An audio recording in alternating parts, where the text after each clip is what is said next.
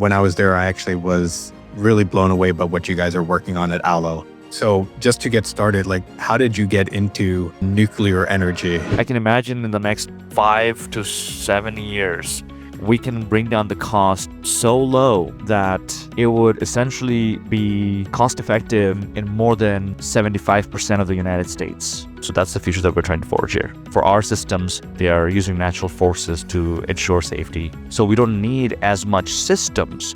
The entire safety basis is based on the laws of physics. We want to be the first company to produce the most number of reactors out of a factory.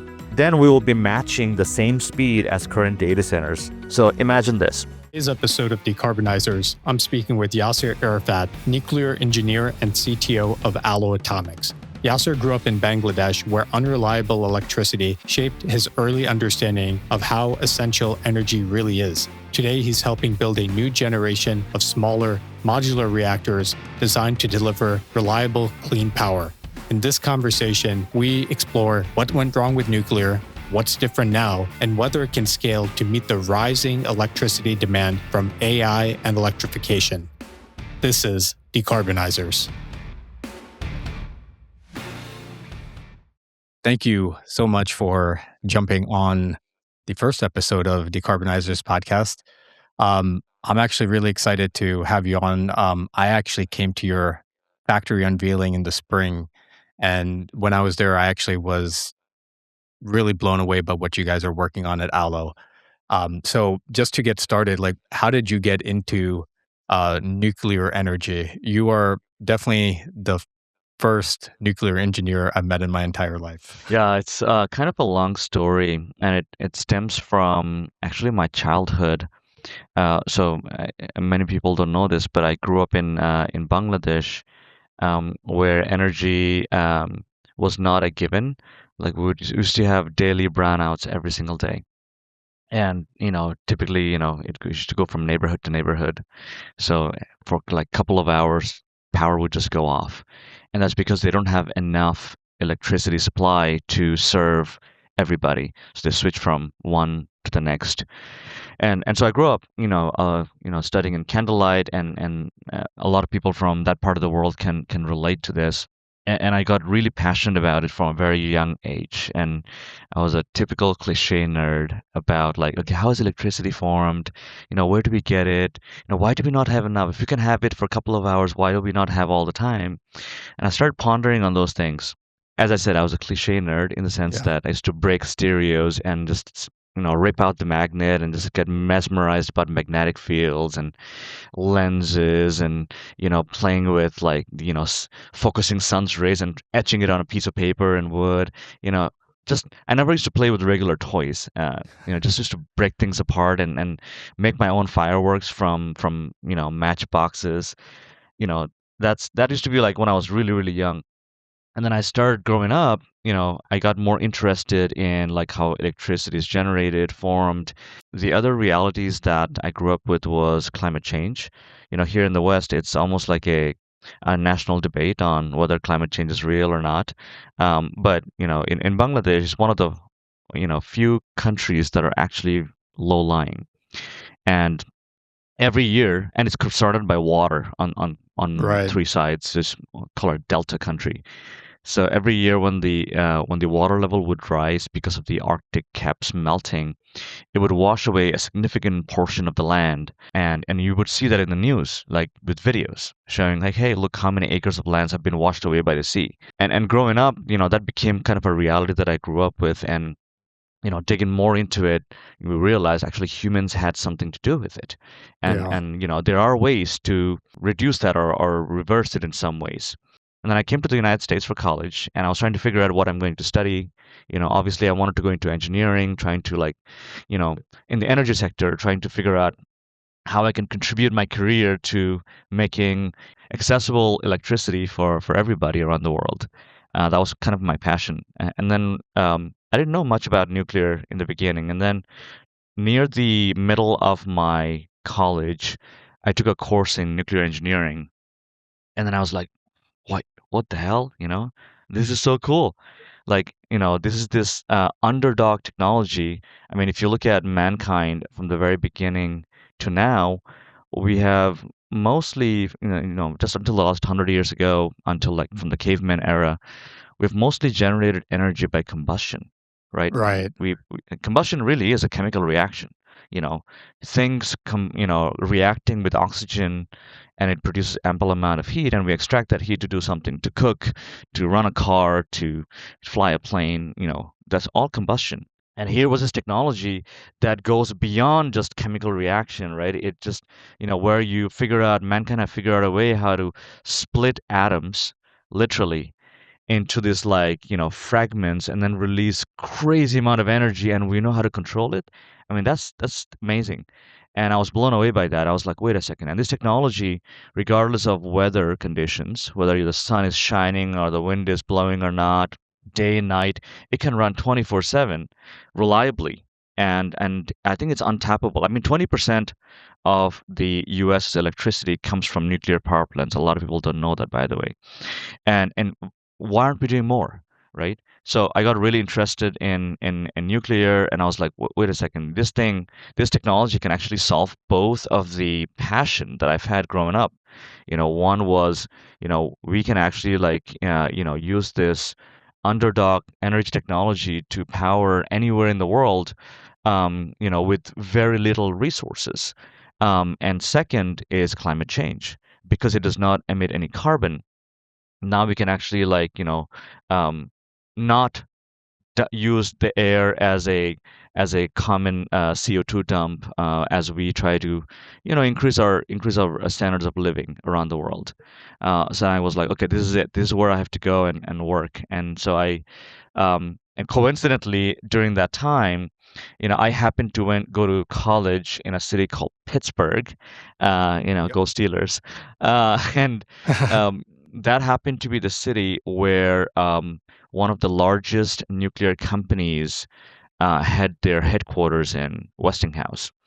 So I was like, okay, this is not a coincidence. It's destiny. I have to go and work in Westinghouse and learn everything I can about nuclear. So I did. I took a resume and just, one single copy. I didn't go and distribute resumes in an intern fair. I just took one copy and I said, I'm going to go try to get a job at Westinghouse during an intern fair.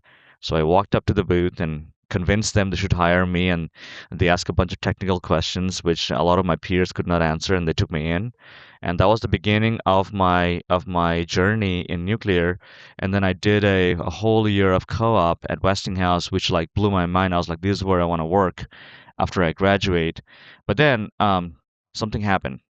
During the last year, when I was about to graduate and enter the nuclear industry full force, Fukushima happened. That was in Yeah. 2010. And then I was like, oh my gosh, what do I do? Did I make the wrong choice here?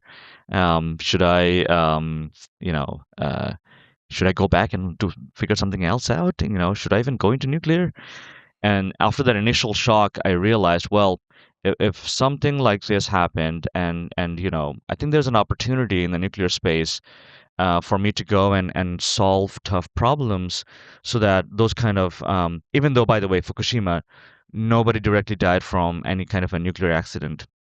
It was evacuation. It was the tsunami that Right. did most of the Relocation. damage, right? It was a relocation scare that really affects people. Nobody really died out of Fukushima directly from the nuclear power plant. Just wanted to clarify that out there. But that scared a lot of people, and they're like, is this the right technology? So I initially had the same reaction, and I was like, you know what? This is exactly where I want to go, because that's where all the opportunities and challenges are, and I want to be able to solve it and build the best nuclear technology in the world.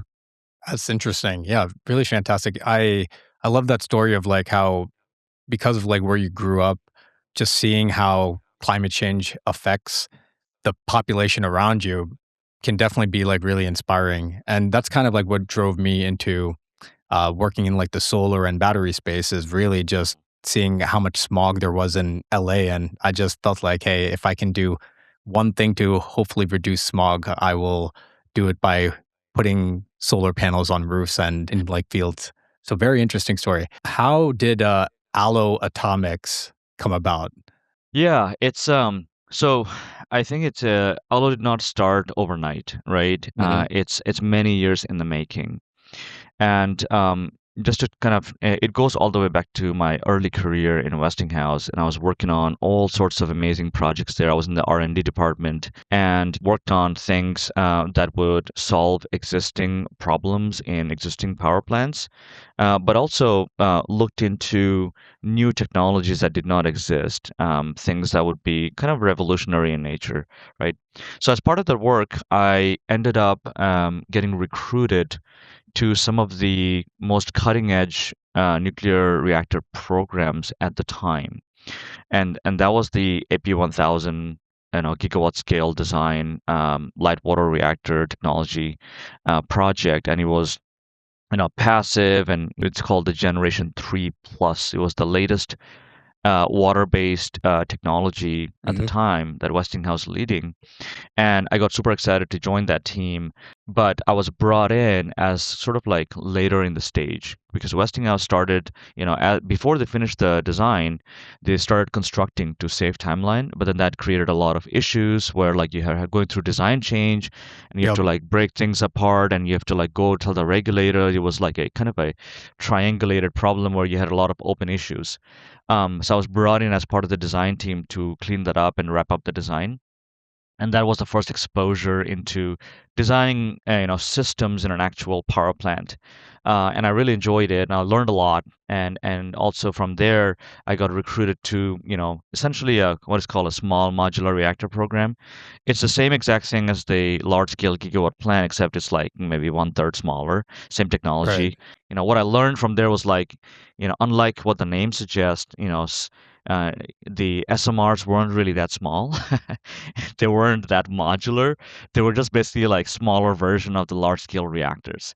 And so right after that, I start pondering like, why is nuclear essentially stuck in this one place to really, provide baseload power to large grids? That's all you see. If you look at around all the nuclear power plants, that's all they do. That's not the case in other energy technologies, right? If you think about solar panels, starting from your rooftop all the way to grid scale, and you know all about that. You were in the solar industry. You can find the whole spectrum.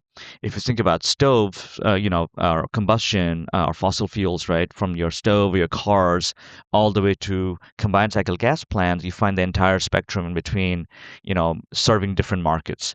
I was like, there's nothing fundamentally, in the physics of nuclear that prohibits it from doing anything else besides being a baseload generator for large scale utility plants. There has to be more.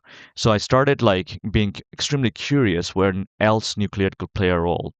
And me and another colleague at Westinghouse, we used to like do like, lunchtime, weekend nights, on our own time and dime, did a bunch of research on, where else could nuclear play a role. And finally, we got a little bit of seed funding to explore that idea.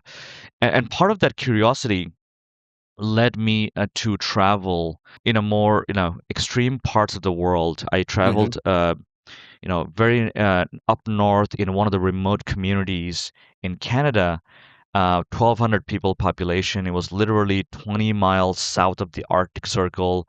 The only way people can come in and out is by using planes. So every food, and their energy source is diesel.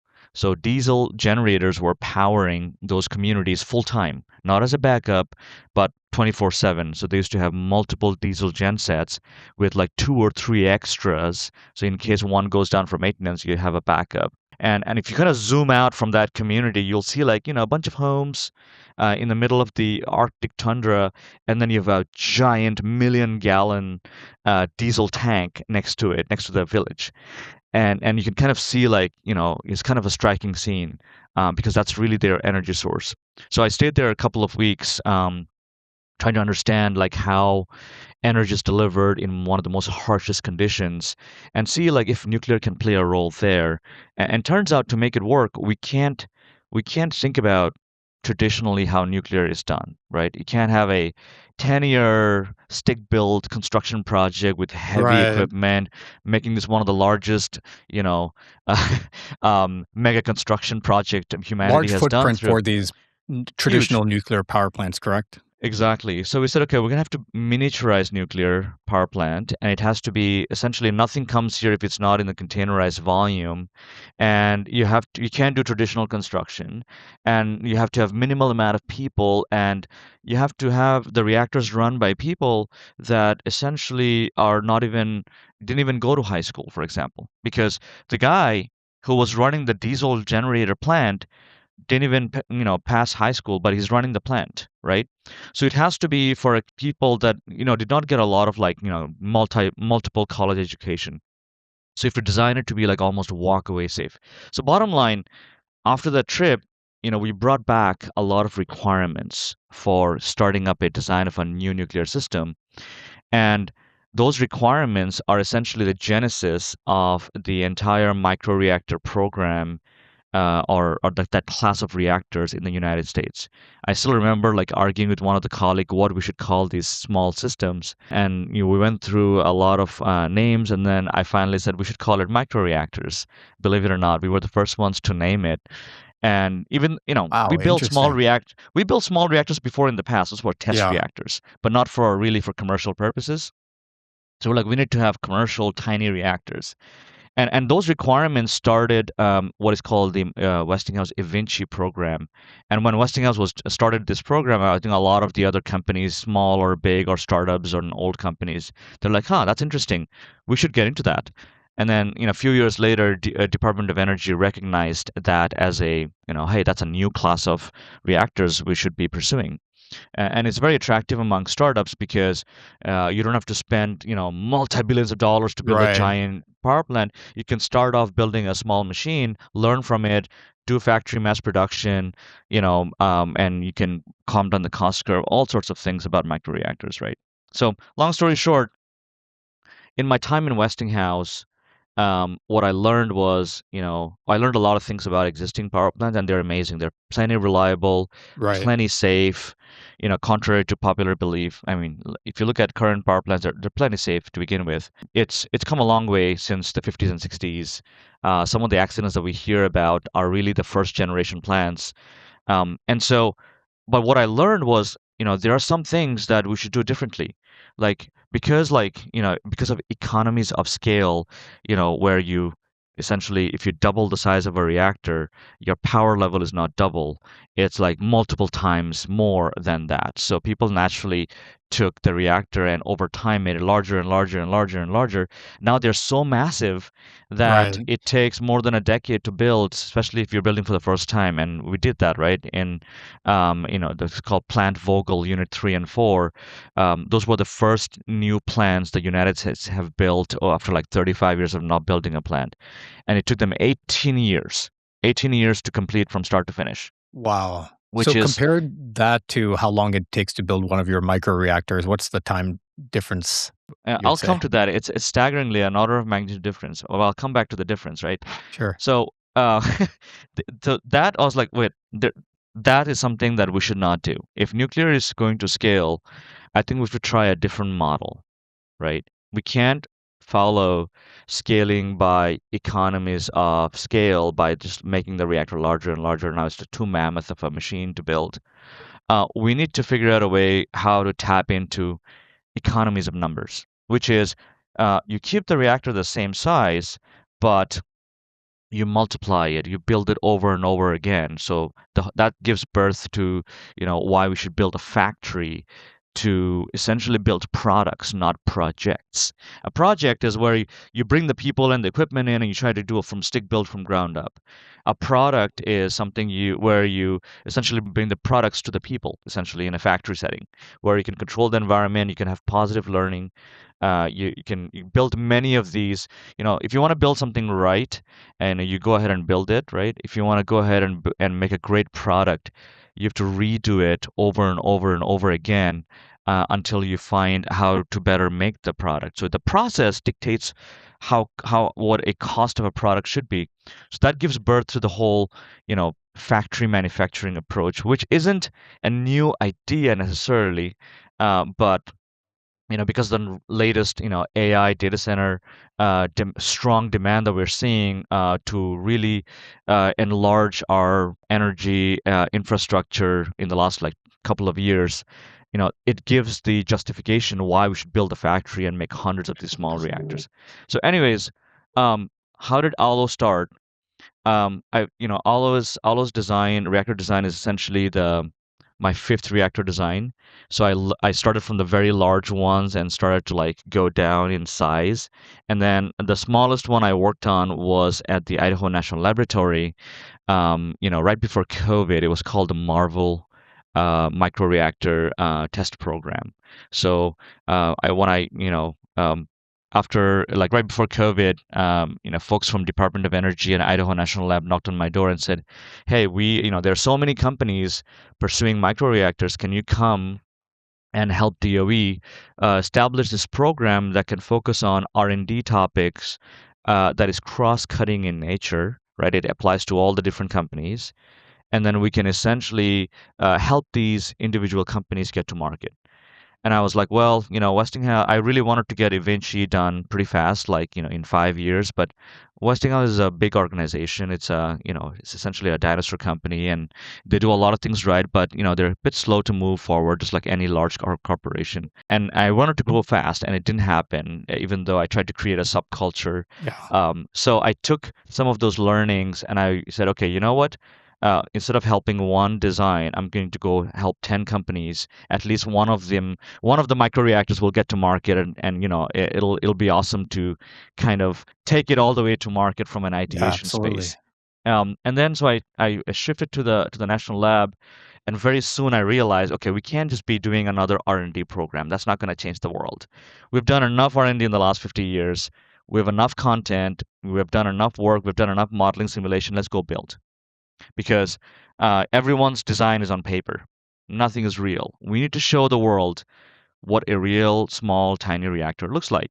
And that was the birth of the Marvel program, where we were trying to essentially from a napkin sketch idea down to a full approval from the Department of Energy. We got that entire thing approved in less than 3 years, 30 months. So that was like lightning speed. And there's reasons for that. Even though it's a government type environment, Right. I laid down like 13 key principles and got them. We went to the DOE and said, and the National Lab leadership, hey, we have to apply all these 13 principles. And if one of them is missing, I'm not going to do it. We have to get this 13 things done. And so they agreed to those 13 things. And those were the elements of how to go fast in a project like this. And I learned a lot through that process, and met a lot of smart people and made a lot of good friends. And we did the whole thing. There was a lot of first of a kind in that program. Like, for example, the Department of Energy exercising their process to regulate a new nuclear reactor. um, that was kind of coming at its dormancy, and Marvel, and then another program on the Department of Defense side called Pele. Those were the two that really practiced or reinvigorated the DOE regulatory authority process, that we're seeing reaping a lot of the benefits of that right now. So once we did Marvel, halfway through it, I met my partner, Matt Lozak. He's from Canada, coming from the software world. And I realized, well, I can stay at the national lab and see this reactor getting fully built. We got the approval to build it, or I can just go to private industry and then help it grow exponentially and take it to market, and see a concept get to fruition. And that essentially was the birth of Aalo, right? Matt and I, we partnered up. We hired some of the early designers of the Marvel program. They were already ready to go to the next thing.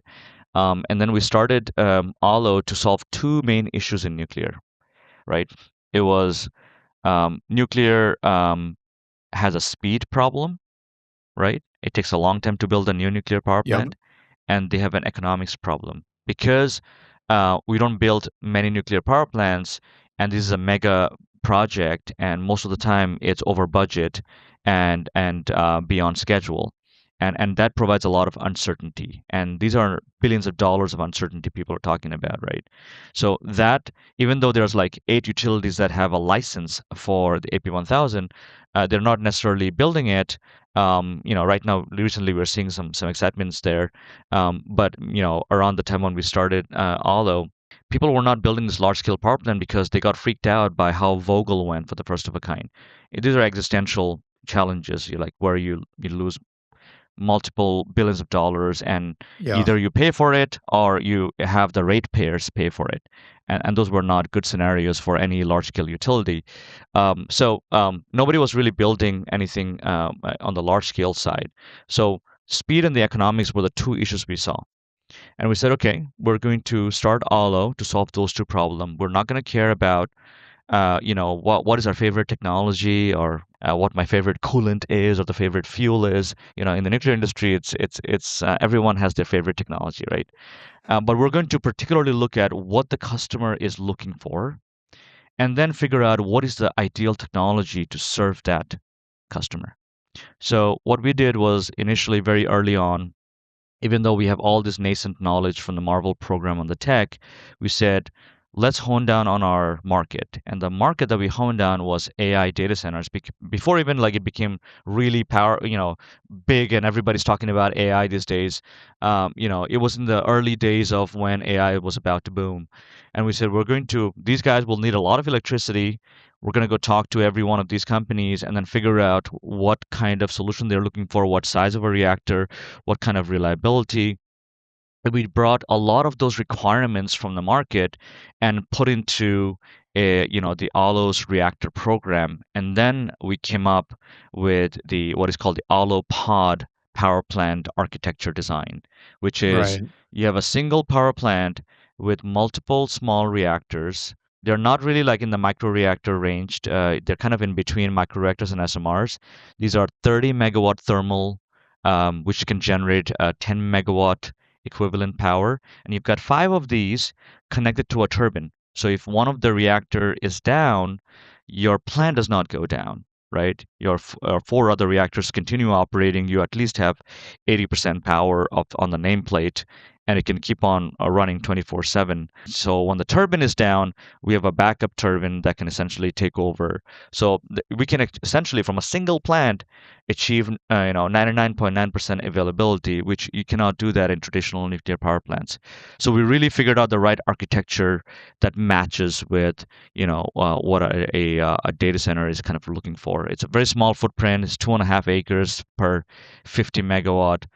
For the audience who's not aware of what a megawatt means, like 50,000 megawatts or 50 megawatts would power essentially 50,000 homes, roughly speaking. Right. That's how much there's, and it fits in a 2.5 acre land.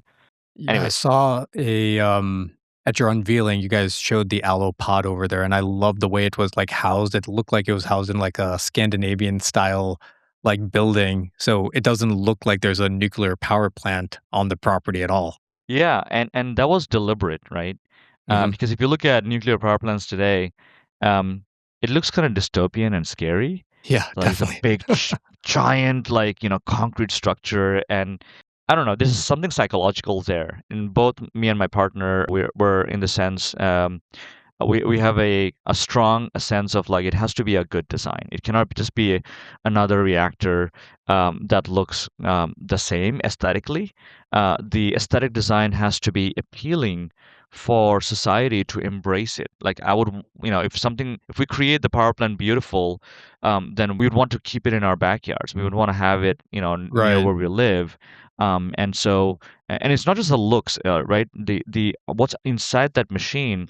Nuclear power plant technology has come a long, long way since it started back in the 40s and 50s to now, right? Nowadays, plants are just like amazingly safe, where like you don't, I mean, for our systems, we're not even pressurized compared to current technology, right? Current technology is a pressurized water reactor. It's in the name, so you have water that is, over, raised up to beyond 100 degrees Celsius. So for you to keep it as water, you need to pressurize the heck out of it. And so all the vessels and the piping are pretty thick. And so we moved away from that technology to having it cooled by a liquid metal. And so those are essentially like it runs at atmospheric pressure, runs at super high, temperatures without necessarily having that overpressurization issues.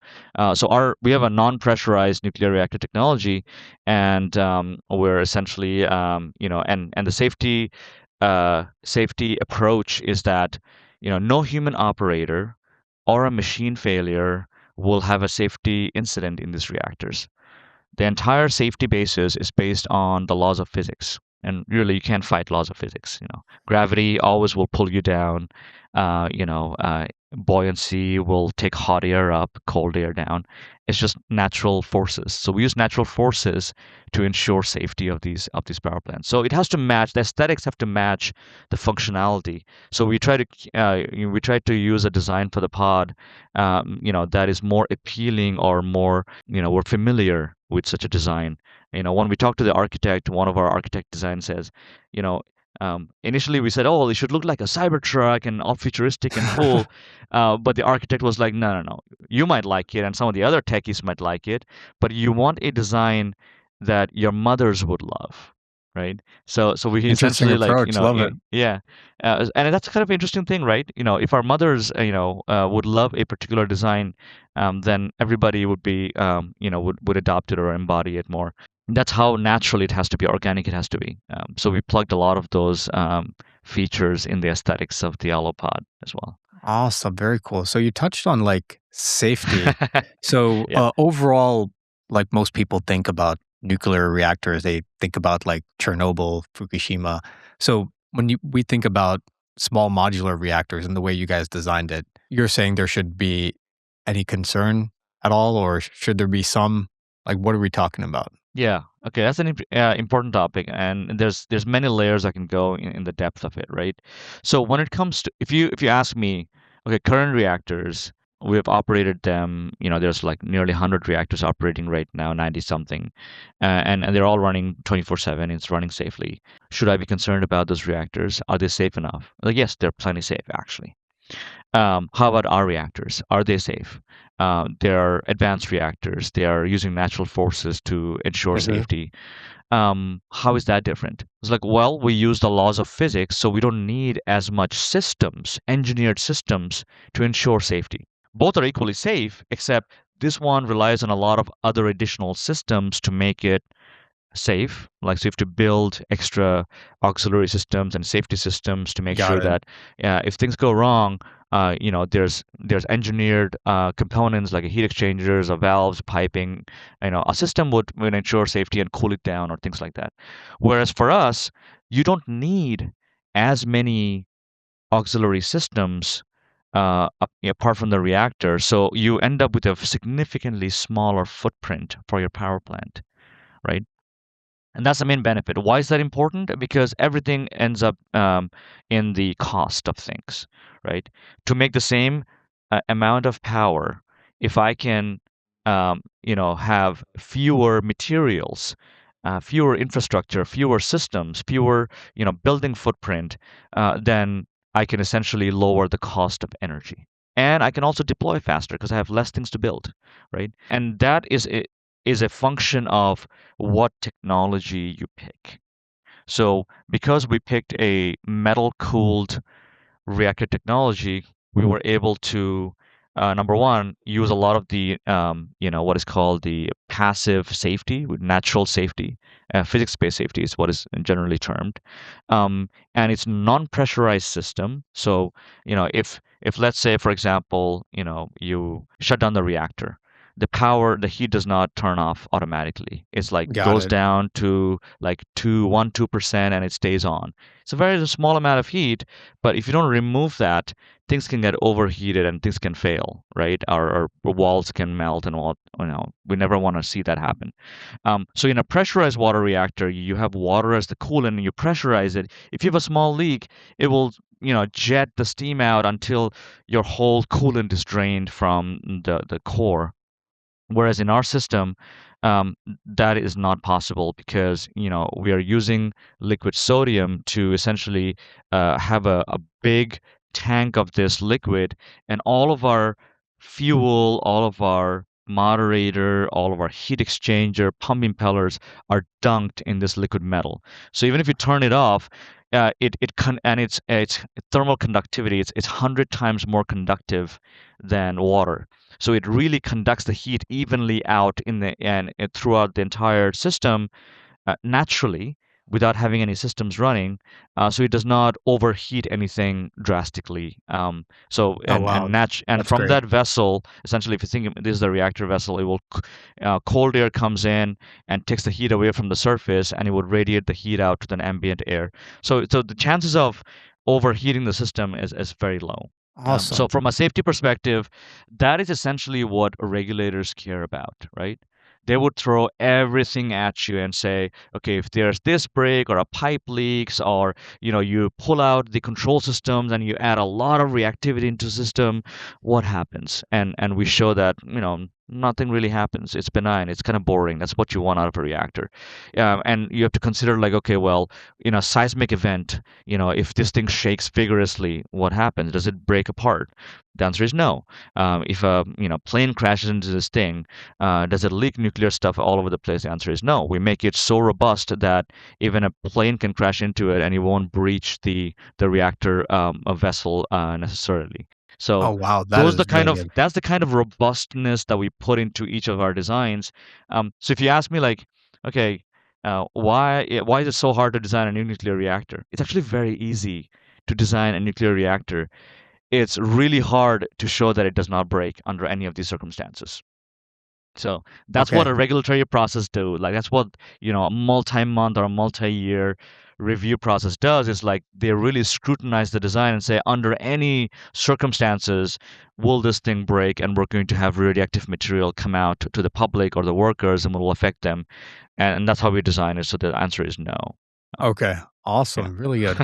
And then regarding nuclear waste, that's like always been like a concern with, I think, nuclear as well, is what happens to the waste from it. And does SMRs produce like just as much waste as traditional nuclear, or what can you tell me about the waste? Yeah, totally. And every design is different. By the way, Hmm. regardless of what energy technology you pick, there's always waste. Okay. Right. Fossil fuel, we have CO2 as the waste. And then Right. in solar panels, the panels themselves get discarded very frequently, and they're large quantities, and they use materials that are, potentially could be, leaching into the water table and all that good stuff. So there's waste in everything. Nuclear is no different. Nuclear also is produces waste because it brings in fresh uranium, and you burn through it, and you essentially, when you undergo fission chain reaction, it makes pretty much every element in the periodic table and more, right? But all the isotopes. So you end up with a hodgepodge of elements. Some of them are radioactive in nature. But if you step back, a nuclear reactor, when, let's think about current reactors. Um, when we take out the fuel, only about like 5% is truly burned and turned to waste. 95% of that is actually recoverable and be reusable in other reactors to get more juice out of it. So in the industry, nuclear industry, we don't call them nuclear waste. We call it spent nuclear fuel. It is spent, it's nuclear, and it's fuel because it has more juice out of it. So there's two schools of thought, right? By the way, the technology exists for a long time on how to reprocess the waste and reuse it again, right? Oh, It's that's just really good. economically, it's cheaper to go through what is called a once through fuel cycle. You get fresh uranium out, you burn it, and then you let it sit as a used fuel until it cools down enough that you can do something with it, right? And there's also technologies to say, well, do we have a place to discard it safely where it does not affect any humans, any animals, any plants? The answer is yes. We have that solution too. So the technical solution exists no matter which way you want to go. Either dispose of it or to reuse it. But it's just economically, it's easier, or economically it's more feasible to take fresh uranium out every single time. And there's also a political spin. Like France reprocessed their fuel, used fuel. So did Japan, but the U.S. decided not to do that. So it's more of a political dilemma that the country has been going through.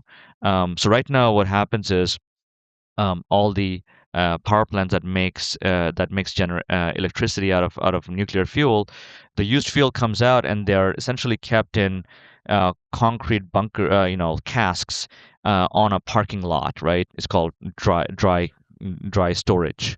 It's not discarded into in the middle of a mountain, and that. A lot of people complain about that. It's like, oh, hey, why are we storing nuclear waste on the site? Blah blah blah. But if you think about that container, number one, the volume is really, really small. If you think about every other waste in any energy technologies, nuclear waste is spent fuel is very, very compact. If you take all of the nuclear power plants that have been running commercially for the last 50 years and stack them together, it'll be like the size of a Walmart that you can fit all the waste in, right? So, well, how is that a waste? If it did not affect any humans, any trees, any water table, and it's extremely compact, it's almost like, we designed. You know how in the fossil industry there's carbon capture and sequestration? Instead of Yep. dumping it into the air, you try to capture it and you solidify it and you keep it in a small compact area. Well, the nuclear industry already does that. We already do sequestration and compaction of our waste and keep it safely where it doesn't affect anybody. So to me, waste is one of the biggest perception in nuclear where it's not really a problem, to be honest with you. It does not affect the environment or the people, and it doesn't take a lot of footprint, and so we just gotta pick which path we want to go, whether to recycle it or to dispose of it as it is. And once the country comes to convergence there, people will see there is a solution. It's not like people think like, oh, we have no solution about the waste. We actually do. There's tons of solutions. We just haven't put that into practice. But recently, over the last couple of years, you'll see like people are re-exploring these options. We are investigating how to reprocess some of these waste. There are startup companies that are doing that, and there are companies who are trying to figure out how to dispose of it safely in areas where it won't affect any environmental scenarios we're worried about. So yeah. Okay, awesome. Really good to hear. All right. So if Allo is successful, what would that look like for the world? So first off, at Aalo, we're trying to mass manufacture nuclear reactors, and we want to make that a reality. We want to be the first company to produce the most number of reactors out of a factory and be able to deploy it initially in data centers. But then once we kind of tackle over that market, which is a very large market to fulfill, by the way, Right. then we go into the industrial sector, right? There's a lot of industrial processes like desalination or ammonia production where this could play a really important role in providing on-site power to industrial processes, right? That is carbon-free, runs reliably 24/7. A lot of industrial organizations love that. And then once we tackle that market, then we can actually go to essentially, by that time, the cost curve will come down so much by mass production that we would be able to deploy them anywhere in the world, essentially, right? That maybe perhaps one day we'll go to countries like Bangladesh and they'll be able to afford that because like cost of nuclear is so low. So that's essentially our ultimate goal. And over the next, and we're not trying to do this in a slow, sluggish fashion at all. We have some really aggressive goals in scale up. Every nuclear company is mostly focused on building their first new advanced reactor, but Allo is kind of focused on how do we build the next 100, right? Got it. What do we have to vertically integrate to get there? And so right now we have a factory here in Austin, Texas, that is a 40,000 square feet facility, and we can build like one power plant at a time just to get our processes down, our expertise, polished. But the learning from here will go into what is called a gigawatt scale factory, which we're planning to launch in by 2028, maybe sooner, to where it will have the capability to launch 100 or sorry, it will have the capability to produce at least 100 reactors a year. And one reactor is 10 megawatts, it'll be like at least a gigawatt every single year. And we're working on technologies how to not only build fast in a factory, but also deploy very rapidly on the site. And that way, if you look at data centers, to build like a several hundred megawatt data center, it takes a year or two to build. They can be built pretty fast. If current nuclear takes more than a decade to get to that same level to build a power plant, that does not work. So if we can get the mass production nailed down, I should say when we get the mass production nailed down, and we can really figure out a way how to deploy them fast in the field and really shorten the installation time, then we will be matching the same speed as current data centers. So we want to essentially deploy them as quickly as data centers are built. That includes permitting, construction, manufacturing, supply chain, installation, testing, and handing over the keys to the operator. That's really shrunk in less than 12 months is essentially our target to achieve that goal. So we're getting there pretty soon. We're building our first power plant right now in the factory, and this first machine will go to Idaho in the next few weeks to essentially go critical, meaning turning on for the first time. And this is like since we founded Aalo to now, it's literally been less than 3 years. So founding to fission in less than three. This is a speed that we have not seen in the nuclear industry in the last, half a century. So we're going to turn our reactor on for the first time, and essentially, not only that, at that site, we're trying to, build another one after that to go full power and have a co-located and co-built nuclear reactor and a data center, so we can power and show that how a data center site would go from ground up. So we're trying to be the first ones to demonstrate that. How do you get an advanced reactor and a data center built simultaneously and power it together? And once we do that, and our factory is producing hundreds of these, then we should be ready to fully scale and be able to decarbonize all of the data center companies out there that are hungry for rapid, reliable energy. And maybe one day, with enough reliability demonstrated, they wouldn't need to rely on the grid anymore. So that's the future that we're trying to forge here. Oh, that's fantastic. So they won't need like as many transmission lines like built across the country if there's modular reactors on site. Yeah, I mean, if you think about why data centers need a grid, it's because you're running a very expensive computing job using those data centers, and you want to make sure power is on 24/7, right? Got it. You don't want to have an outage in the. And so right now, if you think about, the most reliable way to get electricity is still the grid, right? So even if you provide on-site power, they will still have to have a grid connection. So when this is down, you can tap into the grid or vice versa. So um, when we bring in our pod architecture where we have multiple reactors, you have N+1 redundancy within the plant, and then you'll build multiple plants to make up a half a gigawatt or a gigawatt or 2 gigawatts on site, and you can build extra plants to get that N+1 or N+2 reliability, not just within the plant, but also as a fleet. So once we can demonstrate that, we know theoretically it's going to work, but once we can demonstrate that, then it's going to be a no-brainer for data center companies or hyperscalers to say, huh, you know what? Why do I need the grid again? I can just like tap into like 20 pods or and maybe plus two pods as a backup. So if one of my pods are down, I'm not running out of power. I have power, at 3 nines or 5 9 reliabilities. Um, so yeah, I think we're going to see that future very, very soon. Awesome. You talked about like cost a couple of times. So as consumers, homeowners, people who live in like houses that consume electricity, what would that mean for us? Could we see the benefit of this cheaper power?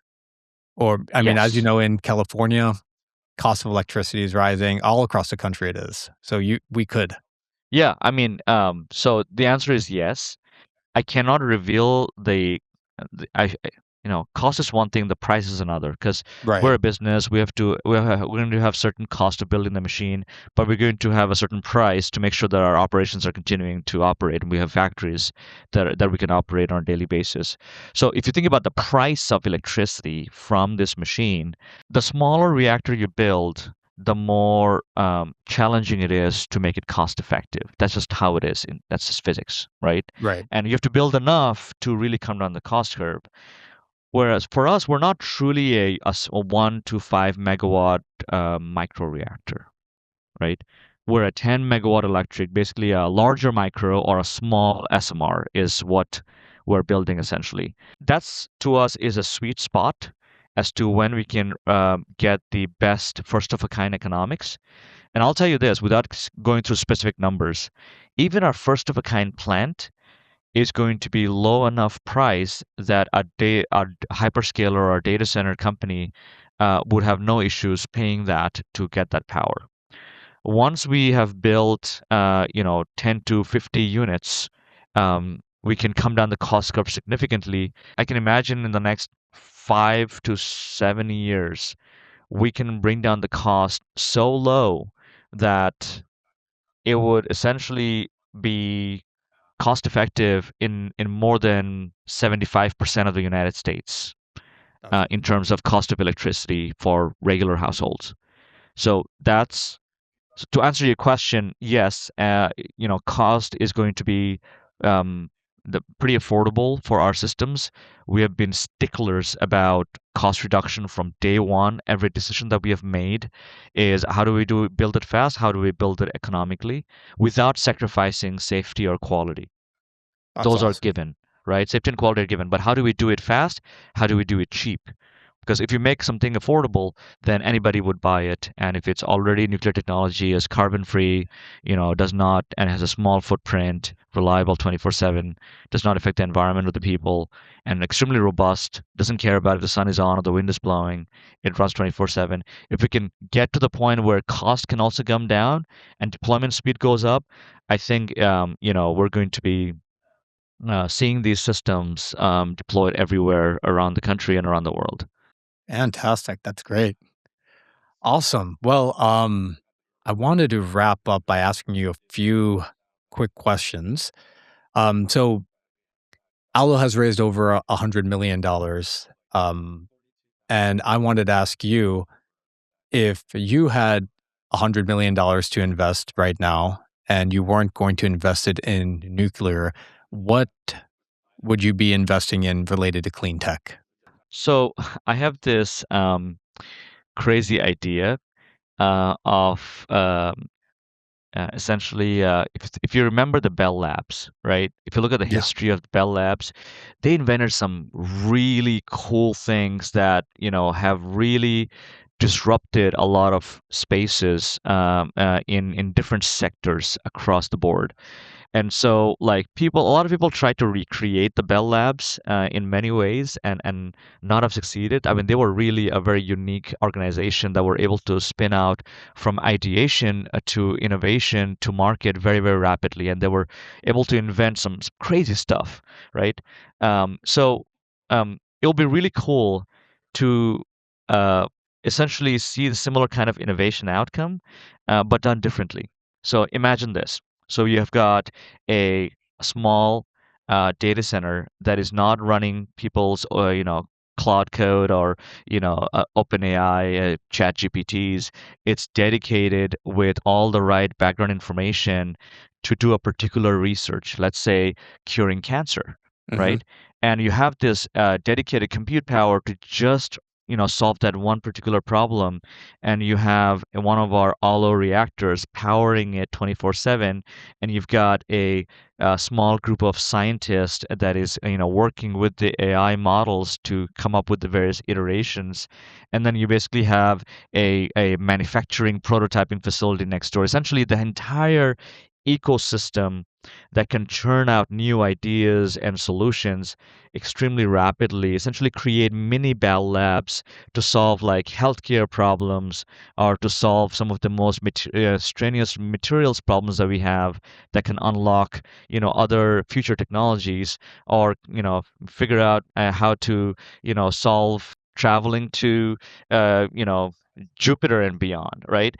you can think about any problem, and these micro Bell Labs should be able to, with the best minds and the best AI models and the most reliable power source coming together to create an ecosystem, to rapidly prototype a solution out there. I want to be able to kind of, it's not a startup idea necessarily, maybe it could be, but it's an idea that could really speed up, using some of the modern tools and energy sources, how quickly we can come up with solution and innovations in the ecosystem. So that'll be really cool to see. Okay, awesome. That sounds interesting. Any book you think somebody who is interested in decarbonization should read? Oh, this is a tough topic because, I would say just go and read every book you can find, not just on the particular technology you're trying to build, Hmm. but go and read every book that's related to innovation, problem solving, people management, how to overcome the valley of death when you try to get to market, Yeah. how to scale a team. I mean, you can't build a great company by just reading about the technology itself. You have to figure out how to build a great company with the best minds in the world, to be able to solve the toughest problems in the world. So what I have done personally is I've read hundreds of books since the time I had my entrepreneurial itch in Westinghouse, and a decade after when I started my company at Aalo. It was hundreds of books, every podcast. I went to grad school 4 times, not to get a degree. I dropped out from all 4 of them just to learn. So you have to be hungry for learning. And today with AI tools, if you have a certain topic you want to dive into, you can do deep research very, very quickly into a particular topic. And so the learning tools in our disposal today is unlike 5 or 10 years ago. It's quite different now. So it doesn't matter what avenue it is. Just you know, my philosophy is, if I learn something new every single day, and I try to learn one new thing every single day, whether by working with a smart colleague or by reading or researching, then ultimately the trajectory of learning is always high, always positive. We're not becoming complacent in learning. That's when you can solve the toughest problems in the world, I think. Good stuff. All right. Well, Yasir, thank you so much for doing this episode of Decarbonizers. Is there anything you want to plug? Where can they find out more information about Allo and some of the stuff you're working on? Yeah, totally. We try to keep updated on our progress because nuclear has been somewhat, when it first started, especially on the defense side, there were very closed doors, and that created a lot of, when you don't know Right. about certain things, you fear that technology or solutions. So one of the things one of our core attribute in Allo is transparency. So we try to share with the world what our progress is, what challenges we're facing, and if you go to our website, um, aalo.com, aalo.com, you'll see many blog posts about some of the things we're doing right now and what we're achieving and how fast we're going, how we're solving and testing some of our solutions. You can get pretty decent updates from just reading our blog post and following me or my partner, business partner in Twitter or I should say X, or LinkedIn. We're pretty vocal about our progress. And so, yeah, go to our website. You'll be able to find us and stay updated. Fantastic.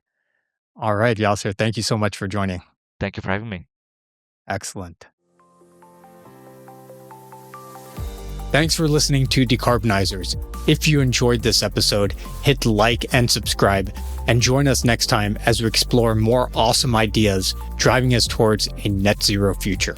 Thank you so much.